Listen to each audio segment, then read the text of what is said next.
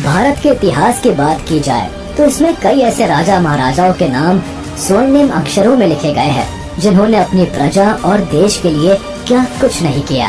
हमारे देश की धरती पर कई ऐसे सपूतों ने जन्म लिया है जिनका शौर्य और पराक्रम अद्भुत था। यही वजह है कि हमारे बचपन से ही हमें इन लोगों के बारे में पढ़ाया जाता है, पर फिर भी आज की जनरेशन इन लोगों के बारे में पूछने पर शायद ही कुछ ज्यादा बता पाती है। ऐसे में इन महान लोगों की छवि आपकी क्या किसी की भी नजरों में धुंधली नहीं होनी चाहिए।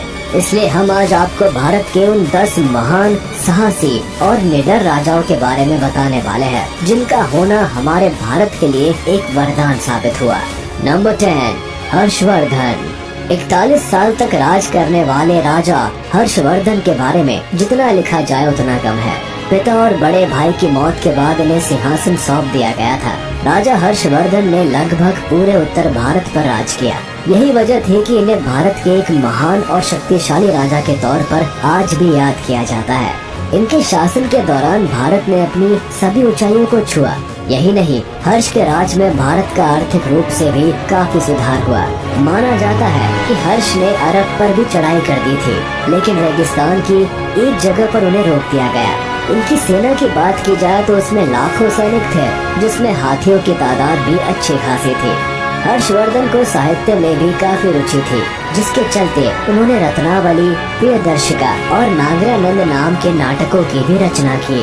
नंबर 9, कृष्णदेवराया। कृष्णदेवराया एक ऐसे राजा थे जिन्हें अकबर और बाबर जैसे शासक भी काफी पसंद किया करते थे। यहाँ तक बाबर ने तो अपनी आत्मकथा में कृष्णदेवराया को सबसे साहसी और ताकतवर राजा बताया था। तुलु वंश से आने वाले कृष्णदेवराय को उस समय का सबसे शक्तिशाली राजा माना जाता था। इस वंश ने लंबे समय तक विजयनगर साम्राज्य पर राज किया। वो राजा कृष्णदेवराय ही थे जिनके चलते विजयनगर का साम्राज्य अपने शिखर तक पहुंचा। उन्होंने जो भी लड़ाइयाँ लड़ी उन सभी में सफल रहे। यहाँ तक कि राजा कृष्णदेवराय ने ओडिशा के राजा को पराजित किया और विजयवाड़ा राजा महेंद्री को खुद के साम्राज्य में जोड़ा। बात अगर कला की करे तो राजा कृष्णदेव उसमें भी माहिर थे। उन्होंने अपने शासन काल में कला और साहित्य को भी खूब प्रोत्साहित किया। Number 8, king Porus. King Porus के साहस की बात करें तो ये तो इतने साहसी थे कि इनके तो दुश्मन भी इनकी वीरता देख दंग रह जाते थे। जिस समय भारत एक देश नहीं बल्कि कई सारे छोटे बड़े राज्यों का संग्रह हुआ करता था, तब किंग पोरस भी एक छोटे से राज्य के शक्तिशाली राजा हुआ करते थे, पर वो आसपास के सभी राज्यों में सबसे ताकतवर थे। इनकी ताकत का अंदाजा तो आप इसी बात से लगा सकते हैं कि इन्होंने सिकंदर के लगभग 50,000 की सेना के सामने अपने करीब 20,000 सैनिकों को खड़ा करते समय एक बार भी अपनी जान की फिक्र नहीं की। जहां बाकी राजाओं ने सिकंदर के सामने घुटने टेक दिए थे, वहीं किंग पोरस ने सिकंदर की सेना का डटकर सामना किया था। और तो और इनके व्यवहार से सिकंदर खुद इतने प्रभावित हुए कि इनके साथ दोस्ती का हाथ आगे बढ़ा लिया। नंबर 7, महाराणा प्रताप। भारत के स्वतंत्रता सेनानी कहे जाने वाले महाराणा प्रताप के शौर्य की गाथाएं हम सब ने अपने बचपन से ही पढ़ी है। 7 फीट 5 इंच कद के राणा की ताकत का अंदाजा उनके भाले से ही लगाया जा सकता है। राणा का भाला लगभग 81 किलो का था, जिसे वो हमेशा अपने साथ रखते थे। उनकी 2 तलवारें 208 किलो की थी और उनका कवच 72 किलो के आसपास का था। अब आप इसी से इस वीर योद्धा की क्षमताओं का अंदाजा लगा सकते हैं। महाराणा प्रताप एक ऐसे राजा थे जिन्होंने अपनी प्रजा और देश के लिए अपने राज्य तक को छोड़ दिया था और जंगलों में कई सालों तक केवल घास की रोटी खा के दिन गुजारे थे। राणा युद्ध के दौरान भी एकदम बराबरी का युद्ध लड़ते थे।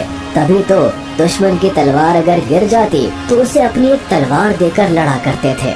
यही नहीं, राणा को जानवरों से एक अलग लगाव था। तभी तो जहाँ इतिहास में राणा का नाम स्वर्णिम अक्षरों में लिखा है, वहीं उनके वफादार घोड़े चेतक के भी खूब चर्चे हैं। नंबर 6, अशोका। अशोका एक ऐसे सम्राट थे जिनका निशान आज भी हमारे तिरंगे में समाया हुआ है। भारत के तिरंगे पर बना अशोक चक्र इन्हीं की देन है। इनके द्वारा बनाए गए 5 स्तंभ सारनाथ, इलाहाबाद, वैशाली, दिल्ली और सांची को आज देखने के लिए दूर दूर से लोग आते हैं। इतिहास इस बात का गवाह है कि शुरुआत के दिनों में जो राजा बेहद क्रूर होने की वजह से चंडाशोक चंड, प्रचंड और कालाशोक जैसे नामों से जाना जाता था, वहीं एक समय पर अपनी दरियादिली के चलते देवानाम प्रिय के नाम से जाना जाने लगा।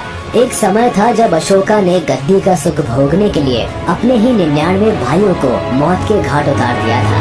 पर कलिंग को जीतने के लिए जब लाखों लोगों का खून पानी की तरह बहा, तो अशोका का दिल ये देख के सहम गया और उन्होंने ये सब छोड़ शांति और प्रेम से रहने की ठान ली।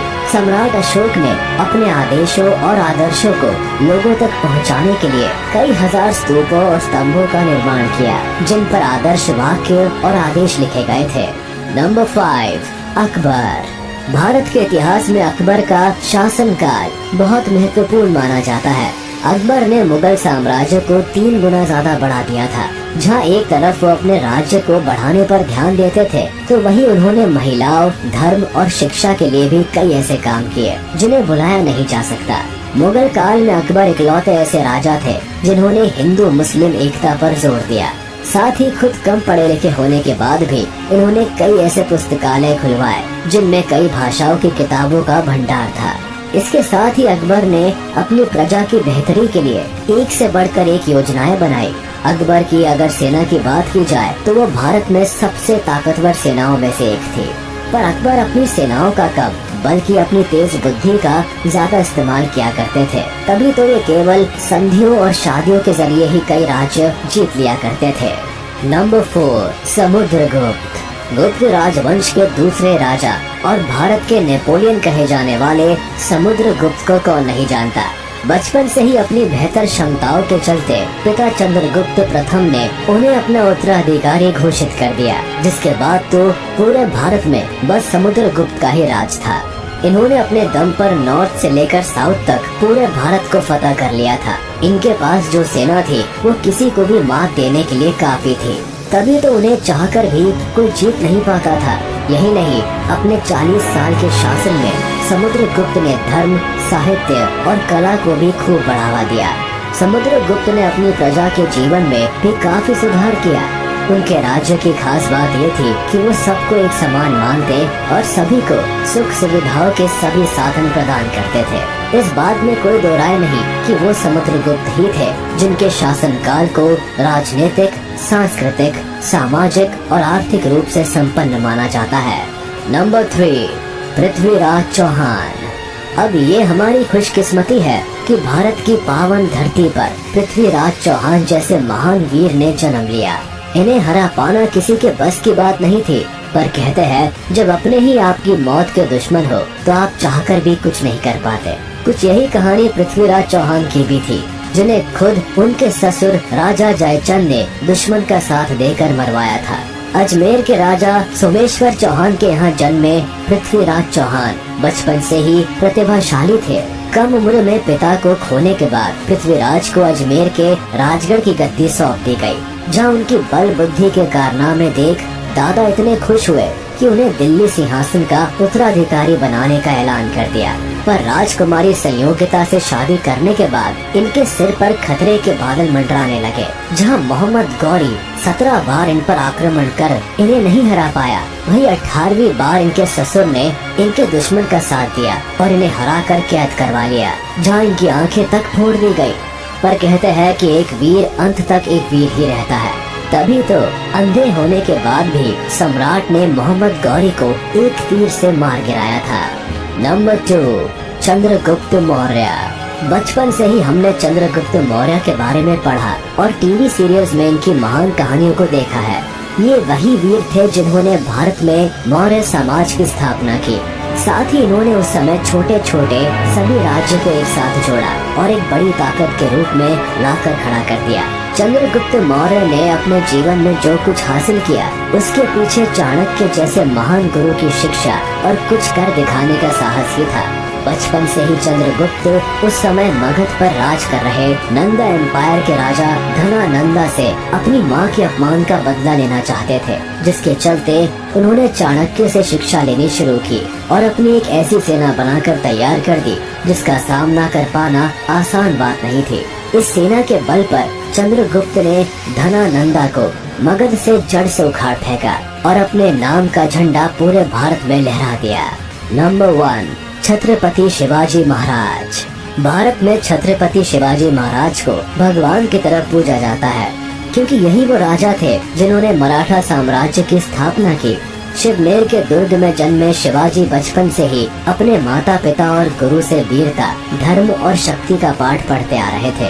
यही वजह थी कि केवल 18 साल की उम्र में ही शिवाजी ने मराठा साम्राज्य को बनाने के लिए अपनी सेना बनाना शुरू कर दी। यही नहीं, शिवाजी के बल, बुद्धि और ज्ञान को देखते हुए कई बार लोगों ने उन्हें मारने के भी कई तरीके निकाले, पर शिवाजी इतने चौकन्ने रहते थे कि परिंदा भी उनके सामने पर नहीं फड़फड़ा पाता था। जिस समय मुगलों और अंग्रेजों के सामने कोई बोलने से भी बचता था, उस समय वो शिवाजी ही थे जिनसे ये दोनों टकराने से डरा करते थे। अपनी वीरता और बुद्धि के बल पर शिवाजी ने उत्तर से लेकर दक्षिण तक में अपना दबदबा बनाया हुआ था। तो ये थे भारत के कुछ महान और वीर शासक, जिन्होंने अपनी वीरता के प्रमाणों से इतिहास के पन्नों को भर रखा है। तो आज के लिए बस इतना ही। जाने से पहले अपने फेवरेट किंग के बारे में कमेंट बॉक्स में जरूर बताएं। और हाँ, आप इस वीडियो को अपने दोस्तों के साथ शेयर करना ना भूलें। साथ ही इस वीडियो को लाइक कर दें, और अगर आपने अभी तक हमारे चैनल को सब्सक्राइब नहीं किया है तो तुरंत कर दें और बेल आइकन को भी प्रेस कर दें, ताकि हमारी नोटिफिकेशंस आप तक जल्द से जल्द पहुंच सके।